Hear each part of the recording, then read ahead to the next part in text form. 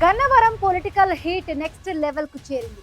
నిప్పు రాజేసిన ఆ కాంట్రాక్ట్ వివాదం ఇప్పుడు మాజీ ప్రస్తుత ఎమ్మెల్యేల మధ్య మాటల యుద్ధాన్ని దాటి లీగల్ వార్ గా మార్చింది. 7 రోజుల్లో బేషరతుగా క్షమాపణ చెబుతావా లేక కోర్టులో పరువు నష్టం దావా ఎదుర్కొంటావా అంటూ ఎమ్మెల్యే యార్లగడ్డ వెంకట్రావుకు మాజీ ఎమ్మెల్యే వల్లభినేని వంశీ హెచ్చరికలు జారీ చేశారు. అసలు గన్నవరంలో ఈ టెండర్ రచ్చేంటి? విమానాశ్రయం ఇంటిగ్రేటెడ్ టెర్మినల్ కాంట్రాక్ట్ పనుల వెనుక ఉన్న అసలు కథ ఏంటి? సీఎం చంద్రబాబు నాయుడికే లేఖ రాస్తూ వంశీ విసిరిన ఓపెన్ ఛాలెంజ్ ఏంటో ఈ స్టోరీలో చూద్దాం. గన్నవరం రాజకీయం మరోసారి బొక్కుమంది. కొన్ని వారాల క్రితం చిన్నగా మొదలైన టెండర్ వివాదం ఇప్పుడు లీగల్ నోటీసులు, దావా బెదిరింపుల వరకు వెళ్లడం కృష్ణా జిల్లా వ్యాప్తంగా తీవ్ర కలకలం రేపుతుంది. Gannavaram airport integrated terminal contract పనులను కేఎంఏ అనే ప్రైవేటు సంస్థకు ఎయిర్పోర్ట్ అథారిటీ ఆఫ్ ఇండియా కేటాయించడమే ఈ రాజకీయ అగ్నికి మూల కారణంగా మారింది. ఈ కేఎంఈ సంస్థ మాజీ ఎమ్మెల్యే వల్లభినేని వంశీకి అత్యంత సన్నిహితమైన సంస్థ అని, గత వైసీపీ హయాంలో పసుపు క్యాడర్ను ఇబ్బంది పెట్టిన వారికి ఇప్పుడు కూటమి ప్రభుత్వంలో 8 కోట్ల కాంట్రాక్టు పనులు కట్టబెట్టడం ఏంటని గన్నవరం ఎమ్మెల్యే యార్లగడ్డ వెంకట్రావు తీవ్ర స్థాయిలో మండిపడ్డారు.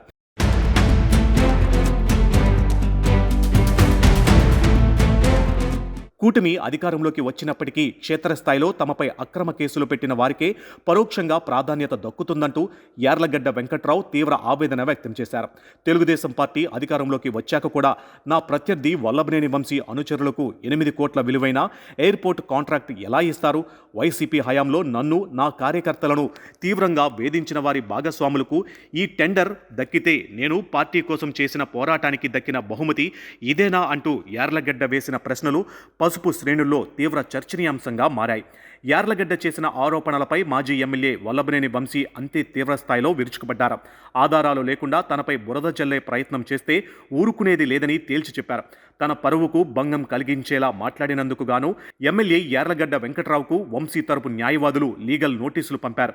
7 రోజుల్లోగా బేషరతుగా క్షమాపణ చెప్పాలని, లేదంటే పరువు నష్టం దావా వేస్తానని సవాలు విసిరారు. ఆధారాలు ఉంటే నిరూపించు, ఆవేదన పేరుతో రాజకీయ పబ్బం గడుపుకోవద్దు అంటూ వంశీ ఘాటుగా హెచ్చరించారు. కేవలం లీగల్ నోటీసులతోనే ఆగకుండా ఈ టెండర్ వివాదంపై మాజీ ఎమ్మెల్యే వల్లభినేని వంశీ ఏకంగా సీఎం చంద్రబాబుకి బహిరంగ లేఖ రాశారు. ఈ ఎయిర్పోర్ట్ కాంట్రాక్ట్ వ్యవహారంలో నా ప్రమేయం ఉందో లేదో ఉన్నత స్థాయి అధికారులతో సమగ్ర విచారణ జరిపించండి. విచారణలో ఏ చిన్న తప్పు తేలినా లేదా అవినీతి జరిగినట్లు ఆధారాలు దొరికినా నాపై ఎలాంటి చట్టపరమైన చర్యలైనా తీసుకోవచ్చు అంటూ వంశీ సీఎంకే సవాల్ విసిరారు. దీని ద్వారా తానెలాంటి తప్పు చేయలేదని నిరూపించుకునే ప్రయత్నం చేస్తూనే యార్లగడ్డ విమర్శలకు చెక్ పెట్టేందుకు వంశీ మైండ్ గేమ్ ఆడారు.